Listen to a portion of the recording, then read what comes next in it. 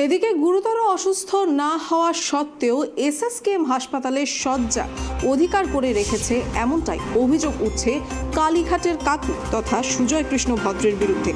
আর এ বিষয়ে হাইকোর্টের প্রধান বিচারপতির ডিভিশন বেঞ্চের দৃষ্টি আকর্ষণ করল বিজেপি। এ বিষয়ে আমরা সরাসরি জানবো আমাদের প্রতিনিধি রিমিক মাঝের কাছ থেকে। রিমিক, এ বিষয়ে আর কি তথ্য রয়েছে?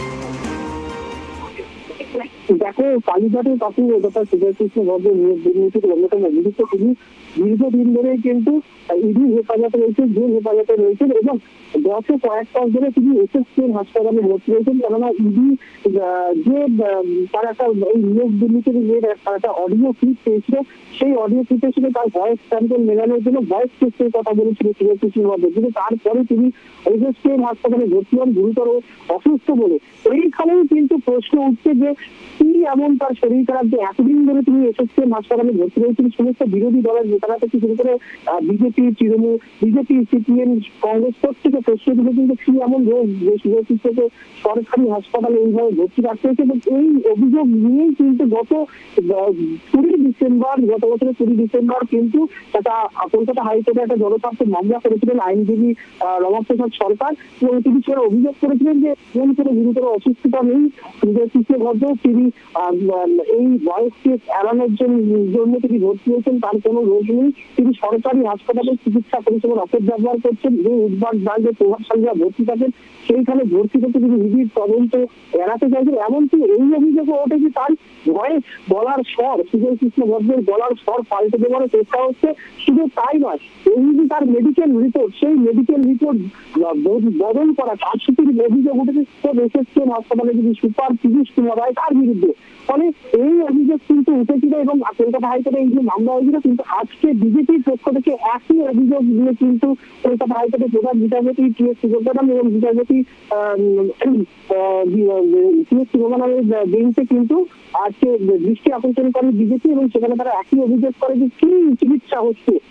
সেই তারা অভিযোগ করেন যে কোন রকম চিকিৎসা হচ্ছে না, তিনি কোন রকম অসুস্থ নেই, তিনি সরকারি পরিষেবা চিকিৎসা পরিষেবা ব্যবহার করছেন, অপব্যবহার করছেন এবং প্রভাব খাটিয়ে তিনি ওই প্রভাবশালী উদ্যান ওয়ার্ড এসএসকেএমে ভর্তি রাখেন। সেখানে তিনি ভর্তি রয়েছেন এই নিবিড় তদন্ত এড়ানোর জন্য এবং এসএসকেএমের সুপারের বিরুদ্ধে তারা অভিযোগ জানিয়েছেন। এবং এই সমস্ত কিছু শোনার পরে কিন্তু প্রধান বিচারপতির ডিভিশনের প্রধান বিচারপতিকে নির্দেশ দিয়েছেন যে আগামী 5 জানুয়ারির মধ্যে এই মামলায় যারা রয়েছে যুক্ত রয়েছে এসএসকেএম কর্তৃপক্ষ থেকে শুরু করে ইডি প্রত্যেককে কিন্তু আগামী 5 জানুয়ারির মধ্যে রিপোর্ট জমা দেওয়ার নির্দেশ দিয়েছিল এবং সমস্ত মেডিকেল রিপোর্ট সুজয় কৃষ্ণ ভদ্র এই গত কয়েক মাস ধরে এসএসকেএম ভর্তি থাকাকালীন তার কি চিকিৎসা হয়েছে, তার কি অসুস্থতা, সেই সমস্ত মেডিকেল টেস্ট সহ সমস্ত ডাক্তারদের রিপোর্ট কিন্তু আগামী 5 জানুয়ারির মধ্যে কিন্তু প্রধান বিচারপতি আদালতে জমা দেওয়ার নির্দেশ দিয়েছেন এবং এই মামলার কিন্তু পরবর্তী শুনানি আগে হচ্ছে আগামী বৃহস্পতিবার। ফলে যে অভিযোগটা বারবার উঠছে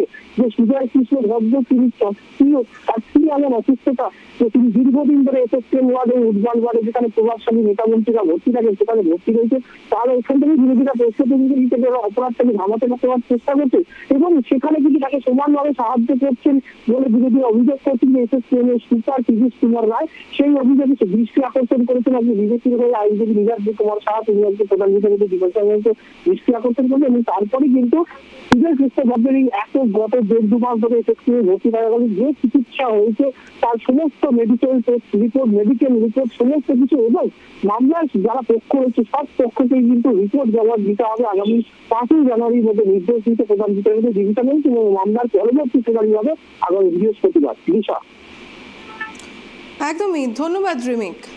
আর যেমনটা শোনা যাচ্ছে যে এই বিষয়টি কিন্তু গত নভেম্বর মাস থেকেই শুরু হয়েছিল। কালীঘাটের কাকু তথা সুজয় কৃষ্ণ ভদ্রের গলার স্বরের নমুনা সংগ্রহ করতে কিন্তু উঠে পড়ে লেগেছিল ইডি, আর ঠিক সেই মুহূর্তেই তার শারীরিক অবনতি হওয়ায় তাকে সরাসরি এসএসকেএম হাসপাতালে ভর্তি করা হয় এবং পরবর্তীতে দেখা যায় যে তার বুকে ব্যথা অনুভব করলেন সুজয় কৃষ্ণ ভদ্র এবং তারপরেই তাকে কিন্তু হার্ট বিভাগে তাকে স্থানান্তরিত করা হয় এবং সেই সাথে সাথে যেই অভিযোগটি উঠছে সেটি হচ্ছে গিয়ে এসএসকেএম হাসপাতাল কর্তৃপক্ষের বিরুদ্ধেও যেমনটা তাদেরকে রিপোর্ট জমা দেওয়ার জন্য বারবার নির্দেশ দেওয়া হচ্ছিল, সেই রিপোর্ট কিন্তু তারা দিচ্ছিলেন না। আর স্বাভাবিকভাবেই প্রশ্ন উঠছিল যে কি এমন শারীরিক অসুস্থতার মধ্যে দিয়ে যাচ্ছেন সুজয় কৃষ্ণ ভদ্র যে এসএসকেএম হাসপাতালের চিকিৎসকরাও তা বের করতে পারছেন না এবং সেই রিপোর্ট জমা দিতে পারছেন না। আর সম্প্রতি এই বিষয়ে হাইকোর্টে প্রধান বিচারপতির ডিভিশন বেঞ্চে দৃষ্টি আকর্ষণ করলেন বিজেপি। এই একই অভিযোগ কিন্তু বিজেপির পক্ষ থেকেও তোলা হচ্ছে। আর সেই সূত্র ধরেই আগামী 5ই জানুয়ারির মধ্যে এসএসকেএম হাসপাতালকে সমস্ত রিপোর্ট জমা দেওয়ার জন্য নির্দেশ দেওয়া হলো। আর এই বিষয়ের পরবর্তী শুনানি আগামী বৃহস্পতিবার। এবার দেখার বিষয় হচ্ছে পরবর্তী শুনানিতে এই রিপোর্টকে ঘিরে বা সুজয় কৃষ্ণ ভদ্রের শারীরিক অসুস্থতা এবং বাকি অভিযোগ ঘিরে কী ধরনের তথ্য বেরিয়ে আসছে।